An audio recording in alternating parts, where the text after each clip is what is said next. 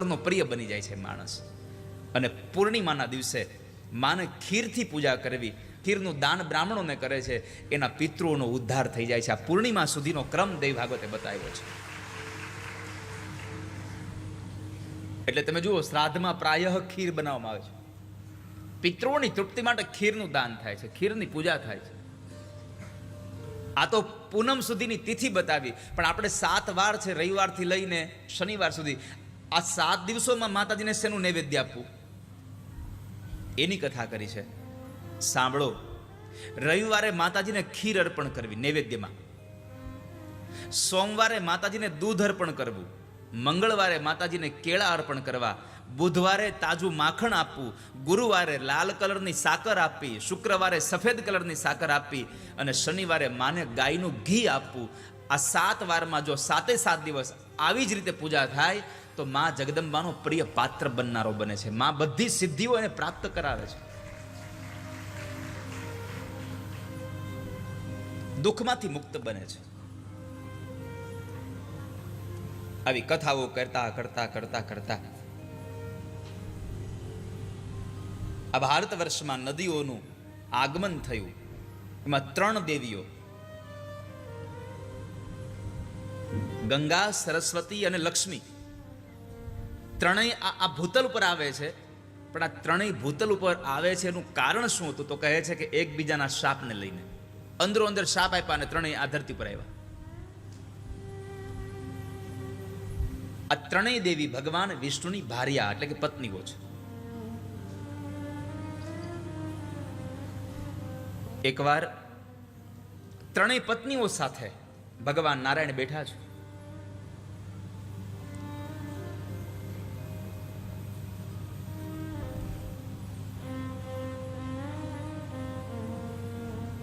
ગંગા કામાતુર બની અને પરમાત્મા સામે જોઈ રહી છે. ભગવાન પણ ગંગાને જોવે છે. એટલે ઈર્ષા આવી સરસ્વતીને. સરસ્વતી ક્રોધિત થયા છે અને ક્રોધાયમાન થયેલા સરસ્વતી ઉદ્ધતાથી વર્તન કરે છે. દેવ ભાગવતમાં એક સુભાષિત જેવો શ્લોક આપ્યો છે. આ સંસારમાં એક ઘરમાં 3 વ્યક્તિ હોય, જેના જેના સ્વભાવ બહુ અલગ અલગ છે.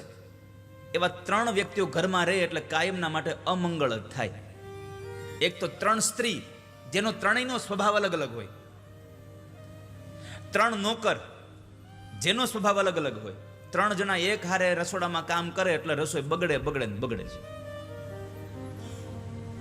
અને પછી શું કે ખબર છે? એવું બનાવતા હતા તે આની હારે વાતો કરવા મરેમાં મીઠું ભૂલી ગઈ. અને કાં એમ કે મેં વઘાર કર્યો તો આણે આ કર્યું હતું, તેણે તે કર્યું હતું. 3 જણા નોકરો ઘરમાં કામ કરે એટલે ઝઘડો થાય, એનું મંગળ ન થાય. 3 સગા બંધુઓ, ભાઈઓ, પણ જો ત્રણેયની વિચારધારા સાવ અલગ અલગ હોય ને છતાં એક ઘરમાં રહેતા હોય તો એ ઘરમાં અમંગળ થયા વગર ન રહે. કારણ કે ત્રણેયની વિચારધારા અલગ છે. હું કઈ નોખા કરવાની વાત નથી કરતો. ઘણા થશે હવે આણે કહ્યું છે કે આ ત્રણેયની વિચારધારા અલગ હોય તો નોખું રહેવું જોઈએ.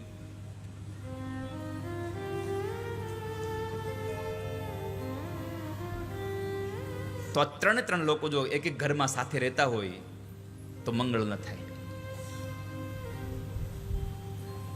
એમાંય વિપરીત સ્વભાવની 3 સ્ત્રીઓ એક ઘરમાં, એટલે એ ઘર ક્યારેય સ્વર્ગ સમાન ક્યારેય સુખ ના આપે, એ નર્ક જેવું જ આપે. કારણ કે સવારે ઘરેથી નીકળ્યા પછી ઘરે આવો ત્યાં આપણે તૈયારી હારે જ જવાનું કે જાતાની સાથે આપણે હવને ફરિયાદો સાંભળવાની છે.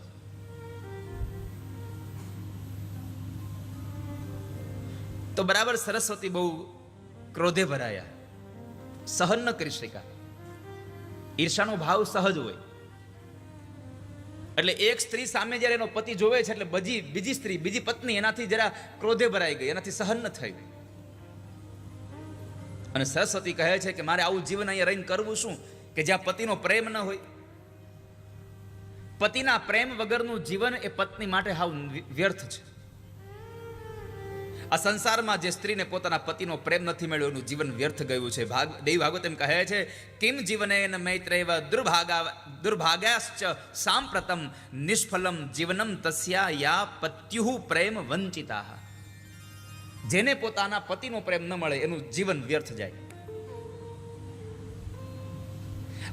આ જરા ઉદ્ધતાઈથી વર્તન કર્યું સરસ્વતીજીએ, એટલે ભગવાન ત્યાંથી નીકળી ગયા કંઈક વિચારતા વિચારતા. અને ક્યારેક ક્યારેક અમુક જગ્યાએથી નીકળી જવામાં મજા હોય. તમે ત્યાં બેઠા હો એટલે વધારે પડતું કંઈક થયા કરે, તેમ નીકળી જાઓ તો એ શાંત થઈ જાય. એટલે ભગવાન આવું કંઈક વિચારીને નીકળી ગયા. પણ અહીંયા શાંતના બદલે વધારે વાતાવરણ ઉગ્ર બન્યું અને ગંગાજી સરસ્વતીના વાળ પકડવા માટે દોડ્યા. અંદરો અંદર ઝઘડો થયો. વાળ પકડવા દોડે એટલે લક્ષ્મીજી વચ્ચે આવ્યા. ગંગાજીને સમજાવે છે પણ લક્ષ્મીજી વચ્ચે આવ્યા તો સરસ્વતીએ ગંગાને મુખ પડતા અને લક્ષ્મીજીને સીધો સરસ્વતીએ શાપ આપ્યો કે તું વચ્ચે આવી છે ને અહીંયા બેસવા છતાં પણ તે મારો પક્ષ ન લીધો. જા, હું તને, તું જેમ જળની જેમ બેઠી છો એમ હું તને શ્રાપ આપું છું. આ ધરતીમાં નદી તરીકે જઈશ અને નદી તરીકે ગયા પછી તું વૃક્ષ તરીકે જઈશ આ સંસારમાં. સરસ્વતીએ લક્ષ્મીને શાપ આપ્યો પણ લક્ષ્મી કશું બોલ્યા નહીં, શાંત રહ્યા.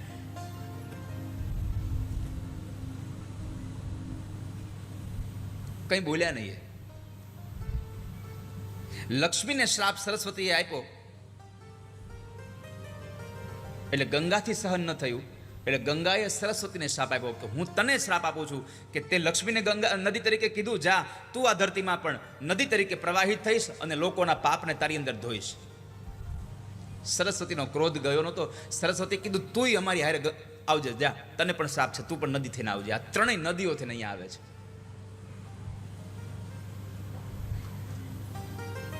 ત્રણેયનો ઝઘડો, ત્રણેયનો આ બેયનો ક્રોધ. લક્ષ્મીજીએ કોઈને શ્રાપ ના આપ્યો, શાંત રહ્યા છે. આ એક ખાલી પ્રેમને ખાતર. પણ આ જે પ્રેમની વાત છે એ કંઈક અલગ પ્રકારના પ્રેમની વાત છે.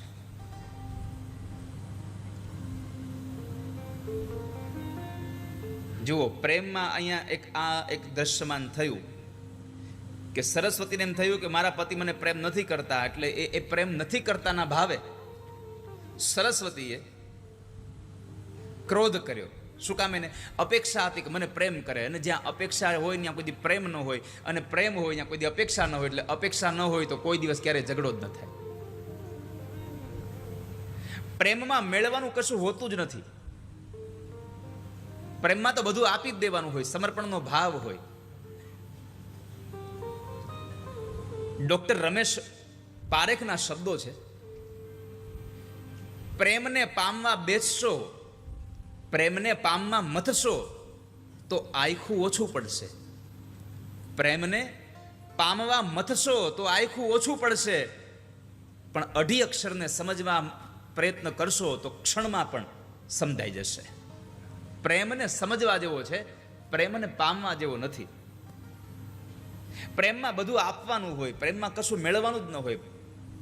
એક પ્રેમી પોતાની પ્રેમિકા સાથે અથવા તો એક પ્રેમિકા પોતાના પ્રેમી સાથે રહેતા હોય, પ્રેમની વાતોમાં એ પ્રેમના એ જીવન પસાર કરતા હોય, પણ એકાદા જણાથી પણ જો ભૂલ થઈ જાય તો એ ભૂલને આખી જિંદગીભર યાદ કરીને મેણા ટોણા માર્યા કરે. એ પ્રેમ છે જ નહીં. કારણ પ્રેમ ક્યારેય પણ ભૂલોનો દસ્તાવેજ રાખતો નથી. પ્રેમ ક્યારેય પણ ભૂલોનો દસ્તાવેજ રાખતો જ નથી. પ્રેમ એકબીજાને અનંત બનાવી દે છે. પ્રેમનો સીધો સાદો અર્થ કહું, તમે જેને પ્રેમ કરો છો એના જીવનમાં તમને નથી ગમતું એવું કાર્ય એના હાથે થાય, છતાં પણ એ કાર્યને તમે પ્રેમથી સ્વીકારી લ્યો, એ તમારા માટે પ્રેમ છે. આ સંસારમાં આપણે શું કહીએ, તમે મને પ્રેમ કરતા હોય તો મને ગમે એવું કરો. ના, તમને ન ગમે એવું કરે છતાં પણ તમે એને પ્રેમ કરતા રહો તો સમજો તમે પ્રેમ કરો છો આ સંસારમાં કોઈને.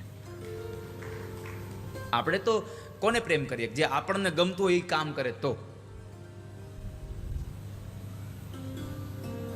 પ્રેમની વ્યાખ્યા એ છે કે આપણને કોઈ ચાહે કે ન ચાહે, બસ આપણે ચાહતા રહીએ. તું ચાહે ન ચાહે મુજને, મારો તો પ્યાર તુજને. હું તને પ્રેમ કરું છું.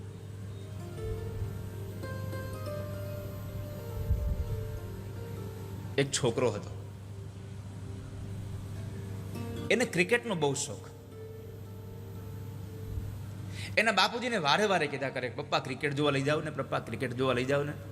અનહદ શોખ. અને એના પપ્પાને કૂતરા બિલાડા જેવું મેચ આરે. અમુક અમુક તો એટલા બધા મેચના રસિયા હોય, જમે નહીં. મેચ પૂરી ન થાય ત્યાં જમે નહીં, ક્રિકેટ ન પૂરી થાય ત્યાં સુધી.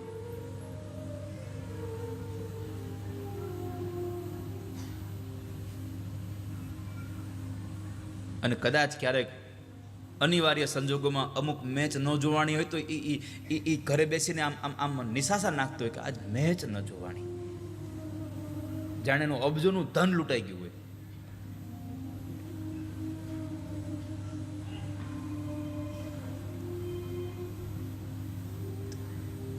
એમાં છોકરો એના પપ્પાને વારે વારે કે પપ્પા મેચ જોવા લઈ જાવ ને. એકવાર એ છોકરાને મેચ જોવા લઈ જાય છે.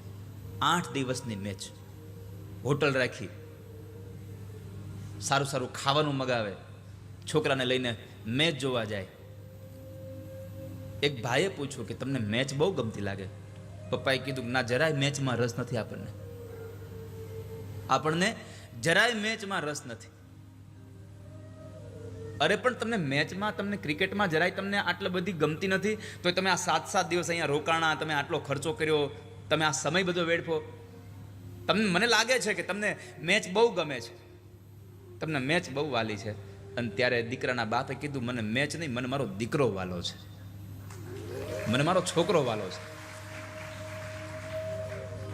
સમજાય છે આ વાત? ક્રિકેટ નહોતી ગમતી પણ મારા દીકરાને ગમતી હતી. મારો દીકરો હતો, એ મારા દીકરાનો પ્રેમ કરતો હતો, એટલે મેં ક્રિકેટને મારું ગમતું કરીને પણ મારા દીકરાને મેં ખુશ રાખ્યો. આ સંસારમાં તમે જેને પ્રેમ કરો છો એમાં તમને ન ગમતું હોય છતાં પણ એ વાતનો સ્વીકાર કરીને તમે જેને ખુશ કરો તો સમજો તમે પ્રેમ કરી રહ્યા છો સંસારમાં. તમને જ ગમતું થાય એ પ્રેમ નથી. તમને જે ગમે છે એનું ગમતું થાય અને તમારું અણગમતું છતાં પણ તમે સ્વીકારી લો તો એ પ્રેમ છે.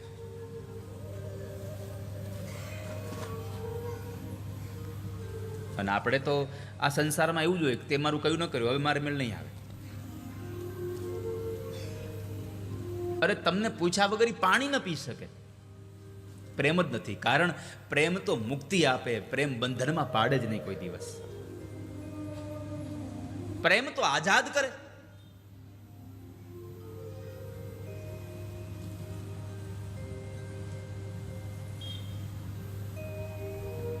તો ત્રણેયના ઝઘડામાં ભગવાન નારાયણ થયું હાલ જવું જોશે. એટલે ફરી પાછા ભગવાન ત્યાં આગળ પોતાના 4 પાર્ષદોને લઈને પરમાત્મા ત્રણેય પાસે આવ્યા છે.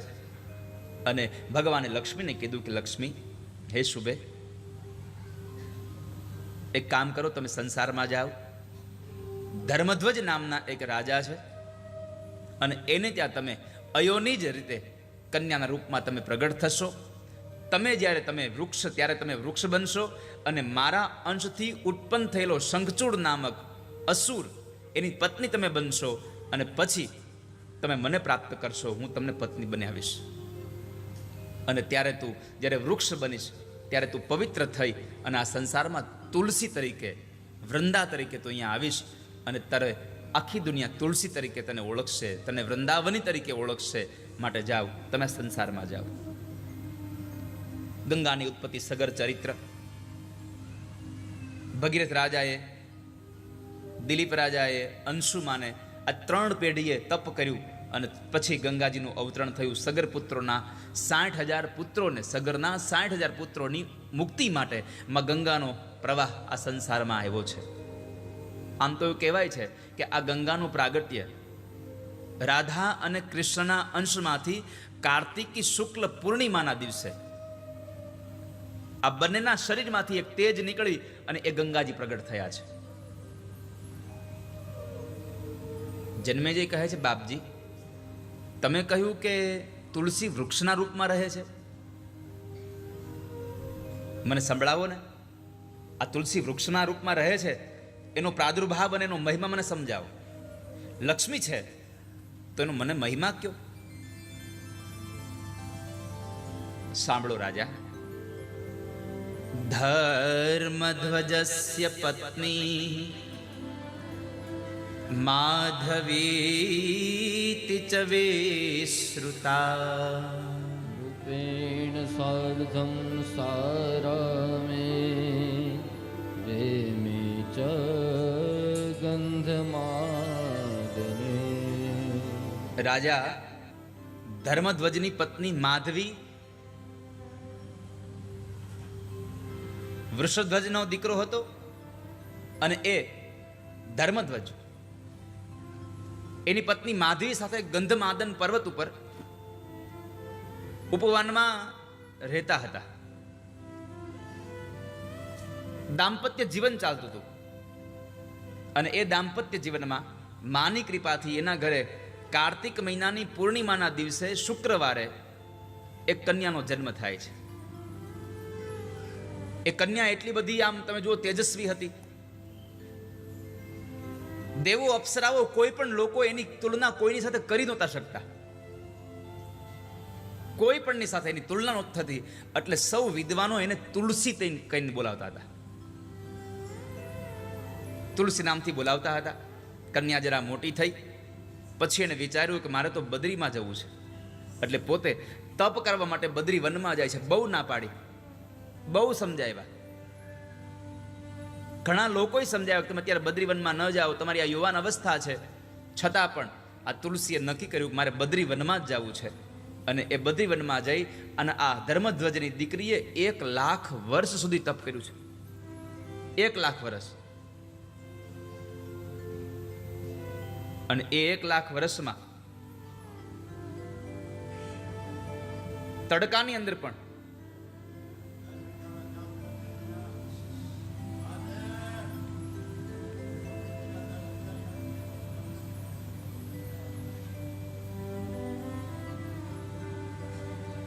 ઉનાળાના સમયમાં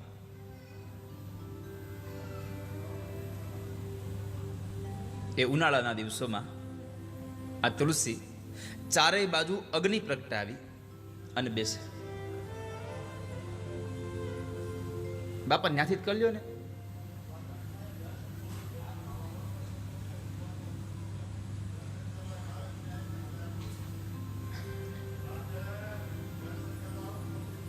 કથા પૂરી થાય પછી બાપા. હા, કથા પૂરી થાય બેહાડો, દાદાને ખુરશી આપી દો.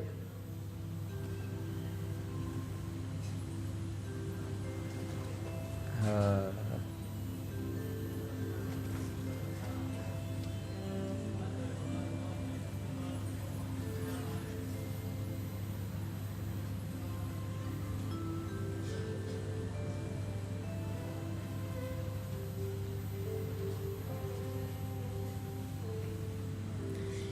ઉનાળામાં તાપ તપે, છતાં ચારેય બાજુ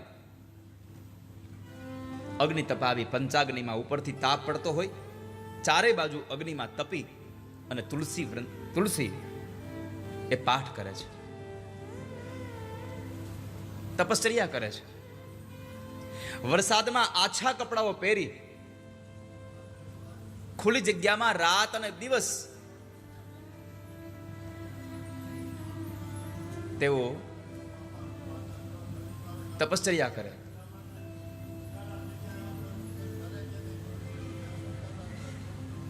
રાત દિવસ એને તપ કર્યું છે.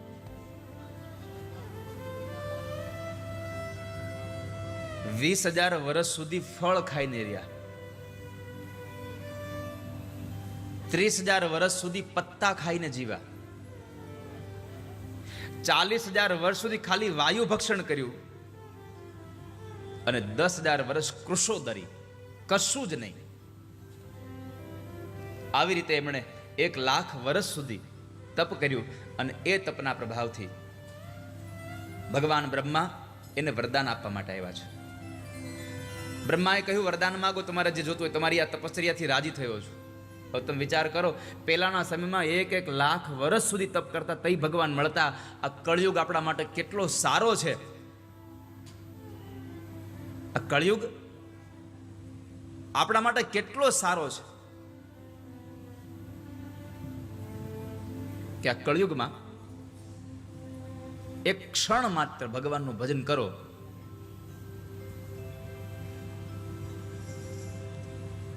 એક કીર્તન કરો ખાલી, તો એ ભગવાનની પ્રાપ્તિ થઈ જાય.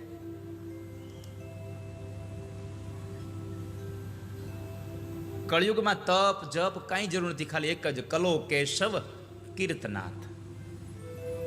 કળિયુગમાં કેવલ ઉપાસનાની એટલે કે ખાલી કીર્તન કરવાની, શ્રદ્ધાથી ભગવાનને ભજવાની જરૂર છે.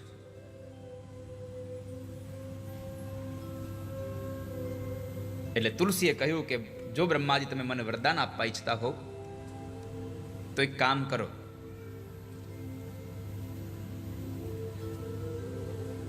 ભગવાન નારાયણ મને વરદાનમાં એવું કહો કે ભગવાન નારાયણ મને મારા પતિ તરીકે મળે. કેમ કે હું પૂર્વજન્મમાં તુલસી નામની ગોપી હતી, ભગવાન સાથે વિહાર કરતી હતી, ત્યારે રાધાએ મને જોઈ અને પોતે એટલા બધા ક્રોધમાં આવી ગઈ અને એમણે મને શ્રાપ આપ્યો કે તું જા મનુષ્ય યોનિમાં જઈ અને આ સંસારમાં જઈશ. એટલે હું આજે મનુષ્ય યોનિમાં આ સંસારમાં આવી છું. મને એટલું વરદાન આપો કે મને મારા પતિ તરીકે ભગવાન મળે. આપણો પતિ ભગવાન હોવો જોઈએ. સાંપ્રતમ તમ પતિમ લબ્ધુમ વર્યે ત્વમ ચ દેહી મે. મને ભગવાન મારા પતિ તરીકે મળે એવું વરદાન આપી દો. બ્રહ્માજીએ કીધું કે સાંભળો, અત્યારે ભગવાન કૃષ્ણના અંશમાંથી પ્રગટ થયેલો સુદામા નામનો ગોવાળિયો ધનુના વંશમાં શંખચૂડ નામનો એક અસુર બનીને આવ્યો છે. તમે અત્યારે એની સાથે તમે લગ્ન કરો, પછી ભગવાન તમને તમારા પતિ તરીકે મળી જશે. માટે તમે અત્યારે આ શંખચૂડને એટલે કે સુદામા નામનો જે ગોવાળિયો ભગવાનનો મિત્ર હતો એ તમે સ્વીકાર કરો. દેવયોગથી તમે પવિત્ર વૃક્ષ બનશો અને ભગવાનની પ્રાણ પ્રિયા થઈને રહેશો આ સંસારમાં. સમસ્ત પુષ્પમાં પ્રધાન રહેશો તમે. પ્રધાના સર્વ પુષ્પેશુ, બધા જ પુષ્પોમાં તમે પ્રધાન હશો. તમામ દેવતાઓની પૂજામાં તારું સ્થાન અગ્રગણ્ય હશે. અને હે તુલસી, તારા વગર જે ભગવાનની પૂજા કરવામાં આવશે એ બધી પૂજાઓ વ્યર્થ થશે આ સંસારમાં. ત્વયા વિના ચ સર્વેષાં પૂજા ચ વિફલા ભવેત. વૃંદાવને વૃક્ષરૂપા નામના વૃંદાવની. અને સાથે તમને કહું છું કે હે તુલસી, આ સંસારમાં વૃંદાવનમાં તમે રહેશો તો વૃંદાવની નામથી તમે પ્રખ્યાત થશો. જાઓ. મેં આગળના સમયમાં ક્યારેક કંઈક વાત કરી છે કે આ વૃંદાવન એ કઈ મોટા મોટા વૃક્ષો નહીં, તુલસીનું જ વન હતું. આખું વન તુલસીનું હતું, એટલે એનું નામ વૃંદાવન છે. વૃંદાવને વૃક્ષરૂપા નામના વૃંદાવતી છે.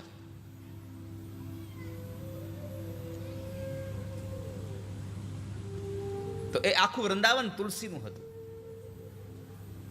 પણ એવા સમયે તુલસી કહ્યું કે હે બ્રહ્માજી, સાચું કહું, મને 2 હાથવાળા કૃષ્ણમાં જે પ્રેમ છે એટલો પ્રેમ મને 4 હાથવાળા વિષ્ણુમાં નથી. હું 2 હાથવાળા કૃષ્ણને પ્રેમ કરું છું, મને 4 હાથવાળા નથી. પછી કીધું કે લો, તમારે કૃષ્ણને પ્રાપ્ત કરવા હોય તો લ્યો આ રાધાનો 16 મંત્ર. અને આ રાધાનો 16 મંત્ર આપીને કીધું તમારો જપ કરો, રાધા તમારા ઉપર પ્રસન્ન થશે અને તમને કૃષ્ણની પ્રાપ્તિ થશે. ભલે. તુલસીને મંત્ર આપ્યો. એ મંત્રથી તુલસીએ સુખને મેળવ્યા છે. એકવાર તુલસી શયન કરતા હતા ત્યારે તેના મનમાં કામનાઓ જાગી, એટલે તેના શરીરમાં કંપન થવા લાગ્યા. શણગાર સજ્યા છે, 16 શણગાર સજીને બેઠા હોય આવું સપનું એને ચાલુ થયું. એક સુંદર પુરુષ એની સામે આવે છે. એ પુરુષ એને જોયા કરે છે, કામનાઓની વાત કરતો હતો. થોડી વાર પાસે આવે, થોડી વાર જતો રહે, વળી પાછો આવે, પછી પાછો જતો રહે.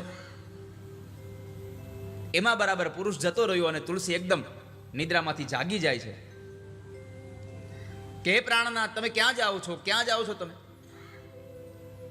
તુલસી વારે વારે આવો વિલાપ કરવા લાગી અને એવા સમયે બ્રહ્માજીના જ આદેશથી શંખચૂડ એટલે કે જૈગીશ્વર મુનિના આશ્રમ પાસે, જૈગીશ્વર મુનિ પાસેથી એક ભગવાન કૃષ્ણનો મંત્ર લઈ અને પુષ્કરના થોડા દિવસોમાં સિદ્ધિ કરવા માટે થઈ અને આવેલો અને પોતે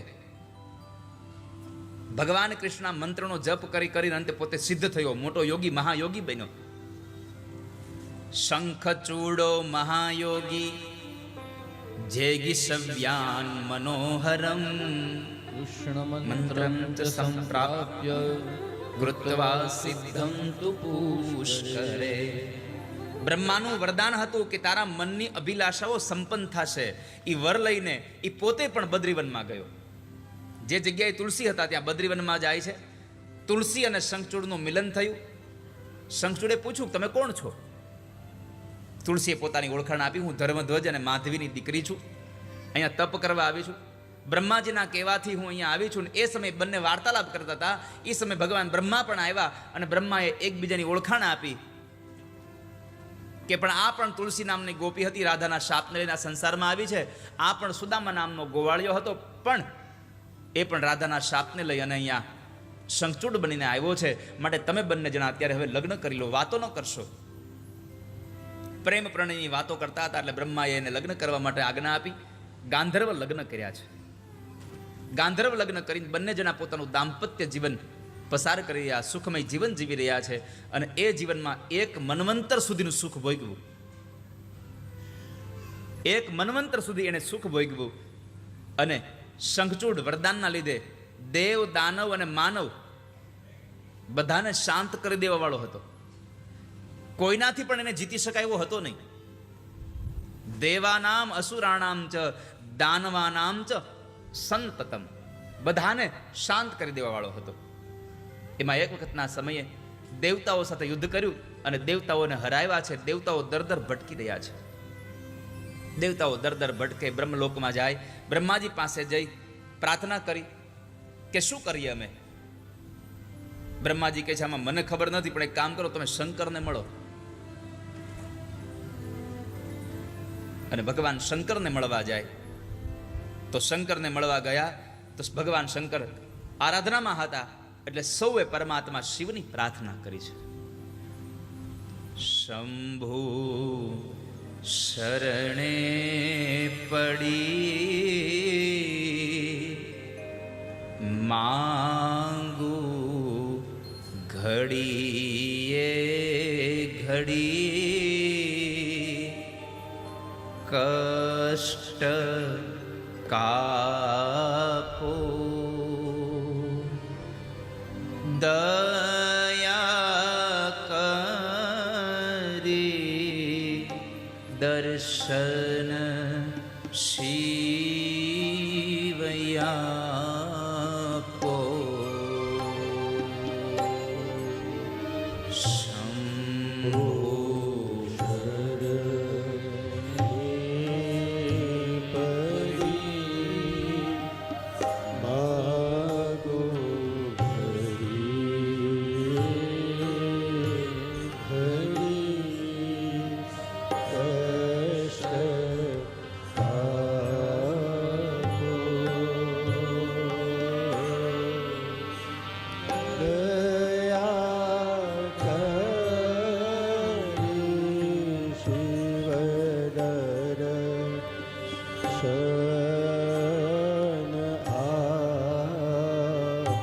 અહીંયા એક શબ્દ વાપર્યો કવિએ, દયા કરીને દર્શન આપો. કેમ? આ સંસારમાં દેવોના દર્શન થકી બધા જ દુઃખોમાંથી મુક્તિ મળી જાય છે. શંભુ શરણે પડી માંગુ ઘડીએ ઘડી કષ્ટ કાપો દયા કરી દર્શન શિવયાપો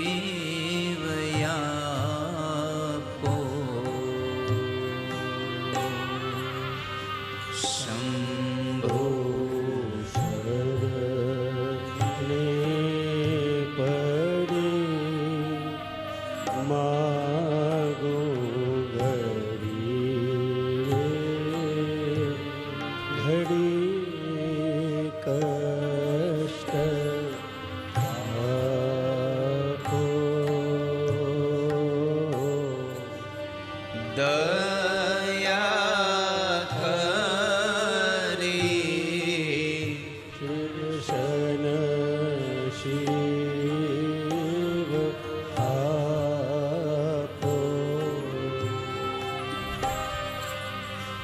તમે ભક્તોના ભય હરનારા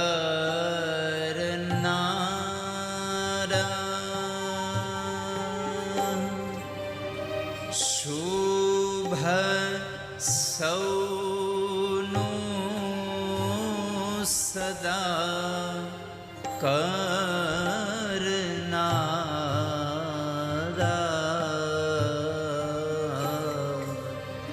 તમે ભક્તોના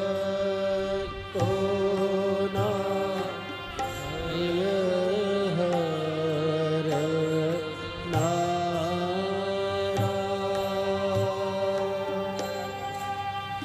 શુભ સૌનું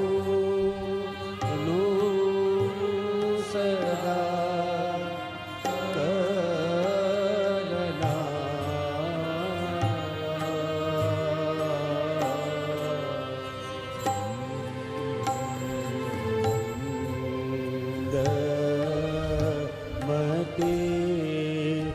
તારી પકડ ગતિ સમજણ આપો. દયા કરી દર્શન હું મંદમતી છું. મને ખબર નથી ભગવાન તમારી પૂજા કેમ કરવી જોઈએ.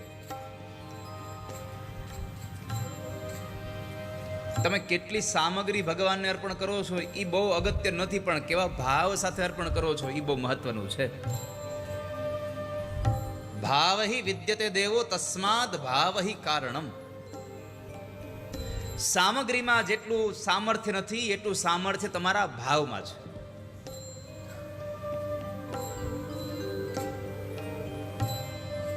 રોજ ભગવાન ઠાકોરજીને ભોગ ધરાવે મા બાપ, પણ એકવાર મા બાપ જ્યારે બાર ગામ જતા હતા ત્યારે થાળ તૈયાર કરીને કીધું, છોકરા આ બપોરે ભગવાનને જમાડ દેજે હો.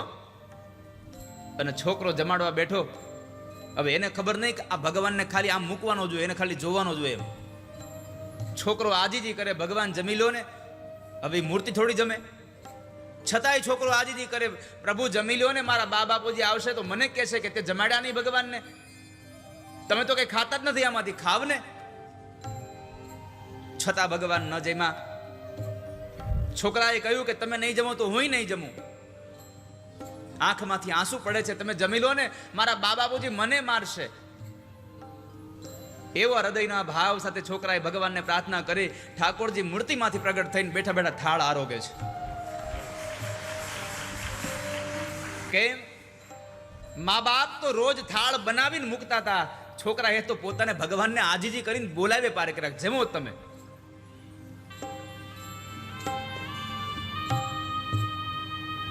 છોકરો કહે મને બાર છે હો. આવીને મા બાપે પૂછ્યું, છોકરા ભગવાનને જમાડ્યા? અરે હું તમારા ભગવાન કોઈ રીતે જમતા જ નહોતા, કેટલું કીધું તઈ તો માંડ આવ્યા. રોયો. કાંચનકા હું વાત કરે છે?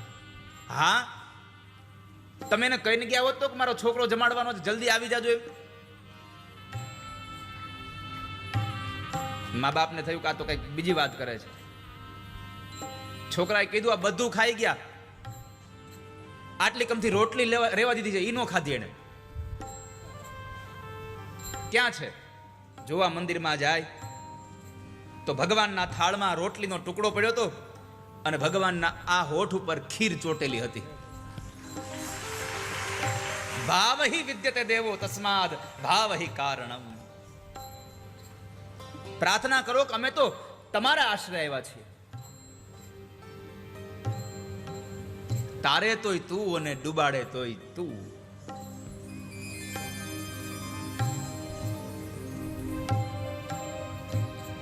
તને જે મનમાં આવે એ કરતું, તને સારું લાગે એ કરતું.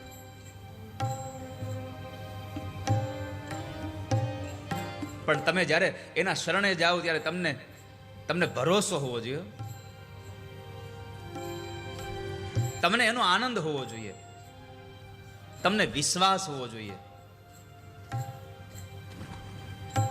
અને તમારો વિશ્વાસ હોય ને તમે જરા બોલો એટલે તમને તમારા વિશ્વાસ ઉપર મોહર મારવા માટે ઠાકોરજી કોઈને બોલાવી જ દે. સંશય જ નથી.